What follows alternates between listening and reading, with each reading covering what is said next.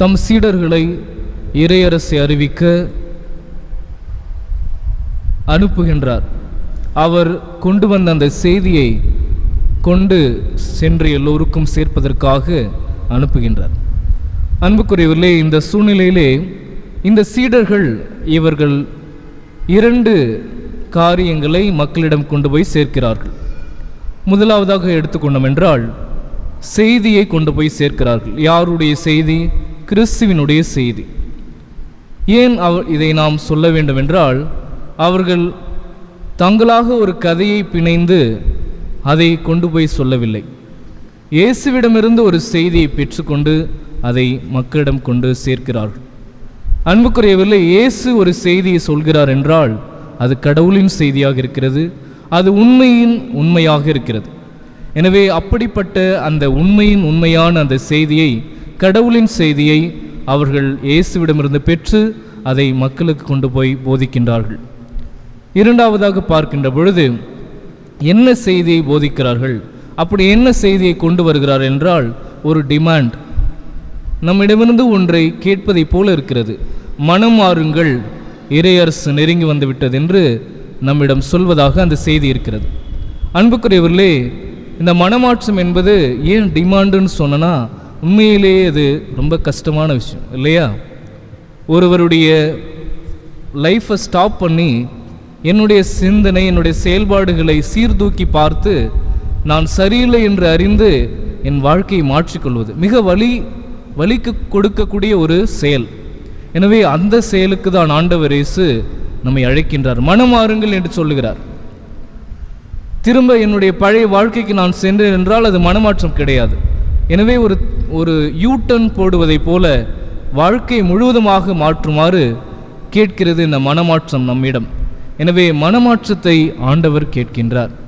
அன்புக்குரியவர்களே, சாக்ரட்டிஸ் சொல்றார், ஒரு வாழ்க்கையை சீர்தூக்கி பார்த்து வாழலனா அந்த வாழ்க்கை வீண் என்று சொல்லுகிறார். நம்ம வேலை இடங்கள், பணியிடங்களில் கூட ஒரு பணியாளை என்ன செய்கிறார்கள்? அசஸ் பண்ணுறாங்களா இல்லையா? நாம் செய்கிற வேலையை நாம் என்ன பண்ணுறோம்? வீக்லி அசஸ்மெண்ட், மந்த்லி அசஸ்மெண்ட்லாம் பண்ணுறோம் இல்லையா? நம்ம வாழ்க்கையை நம்ம அசஸ் பண்ணுறோமா? நம்முடைய கிறிஸ்துவ வாழ்க்கையை வருஷத்துக்கு ஒரு முறை பாவ சங்கீர்த்தனம் பண்ணுறோம். அது முழுவதுமான அசஸ்மெண்ட்டா? அது ஒரு ரெக்குயர்மெண்ட். அதனால் நான் பாவ சங்கீர்த்தனம் பண்ணாதான் நான் ஒரு கிறிஸ்துவன், அதுக்காக பண்ணுறேன். எனவே அன்புக்குரியவர்களே, நாம் நம்முடைய வாழ்வை அவ்வப்போது சீர்தூக்கி பார்க்க வேண்டும். நம் வாழ்வை அலசி ஆராய்ந்து பார்க்க வேண்டும். ஒருவேளை நம் வாழ்க்கையில் மாற்றம் வேண்டுமெனில் அதை உடனடியாக செய்தாக வேண்டும். எனவே நாம் இறையாட்சி இங்கு இருக்கிறது அங்கே இருக்கிறது என்ற எல்லாம் இல்லாமல், இன்று நான் இயேசுவோடு இருக்க வேண்டும்.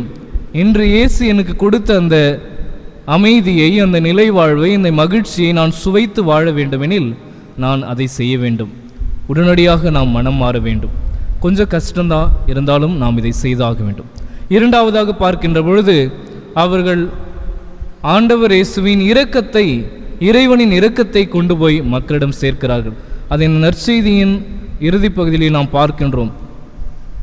பேய்களை ஓட்டுகிறார்கள், உடல் நலமற்றோரை எண்ணெய் பூசி குணப்படுத்துகிறார்கள். இது எதை குறிக்கிறது என்றால், இறைவன் குணமளிக்கக்கூடிய இறைவனாக, இரக்க மிகுதியால் நம் வாழ்வை சரி செய்யக்கூடிய இறைவனாக இருக்கின்றார். எனவே நம்மக்கிட்ட டிமாண்ட் மட்டும் பண்ணல, இறைவன் நமக்கு இரக்கத்தையும் காட்டுகிறார், அதுக்கான சூழ்நிலையும் அமைத்து தருகிறார்.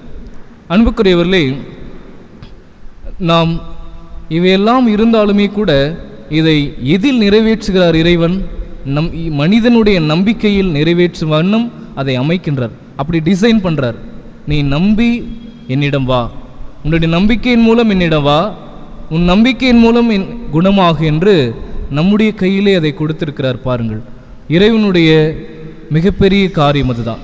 எனவே இவையெல்லாம் நான் மனம் மாறுவதும் சரி, நான் குணம் பெறுவதும் சரி, என்னுடைய நம்பிக்கையில் தான் இருக்கிறது. நான் நம்பவில்லை என்றால் மனமாற்றமும் வாய்ப்பில்லை, நான் குணம் பெறுவதற்கும் வாய்ப்பில்லை. எனவே அன்புக்குரியவர்களே, இந்த இறைவார்த்தை வழிபாட்டின் வழியாக நாம் அறிந்து கொள்ள வேண்டியது ஒன்றுதான். நாம் முதலில் இறைவனில் நம்பிக்கையில் வளர்ந்து, நாம் அந்த நம்பிக்கையில் வளர்கின்ற பொழுது நம்முடைய வழிகளை அவ்வப்போது சீர்தூக்கி பார்த்து நாம் மனம் மாற வேண்டும். அப்படி மனமாறுகின்ற பொழுது இறைவன் நம்மை இரக்கத்தோடு வாரி அணைக்கின்ற இறைவனாக ஒவ்வொரு நாளும் நம்மை தேற்றவும் குணப்படுத்தவும் நம்மை நாளுக்கு நாள் முன்னேற்ற பாதையில் நடத்தி செல்லவும் காத்து கொண்டிருக்கிறார். அதே இறைவன் தான் இந்த திருப்பலியிலே, இந்த இறைவார்த்தையிலே, இந்த நற்கருணியிலே நமக்காக காத்து கொண்டிருக்கிறார். இப்பொழுது நமக்கு மனமாற்றத்துக்கான வாய்ப்பு எங்கே இருக்கிறது? நமக்கு கொடுக்கப்பட்டிருக்கிற ஒப்புரவு அருட்சாதனம். நிறைய நேரங்களில் நாம் ஒப்புரவு அருட்சாதனத்தை நாம் பார்ப்பதே இல்லை, அந்த பக்கம் நம்ம போகிறதே கிடையாது. அதுதான் நம் வாழ்வை சீர்தூக்கி பார்ப்பதற்கான வாய்ப்பு, பாவ சங்கீர்த்தனம். எனவே மாதம் ஒரு முறை, வாரம் ஒரு முறை தேவைப்படும் போதெல்லாம் நாம் பாவ சங்கீர்த்தனத்துக்கு செல்ல வேண்டும். நமக்கு இந்த மனமாற்றத்துக்கு கொடுக்கப்பட்டிருக்கிற மிகப்பெரிய ஒரு வாய்ப்பு அதுதான். இரக்கத்தின் அரியாசனம் எங்கே இருக்கிறது? அங்குதான் இருக்கிறது. இரக்கத்தின் மன்னராக இயேசு அந்த அரியாசனத்தில் அமர்ந்து நமக்காக காத்து கொண்டிருக்கிறார்.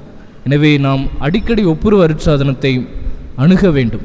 இறைவனின் இரக்கமும் சரி, குணப்படுத்துதல் எல்லாமே அங்குதான் நடக்குது.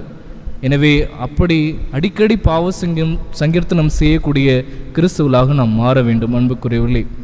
எனவே அதற்கான முயற்சியை நாம் எடுக்க வேண்டும். அதற்கான அருளையும் ஆற்றலையும் நாம் ஆண்டவர் இயேசுவிடம் கேட்டு ஜெபிக்க வேண்டும்.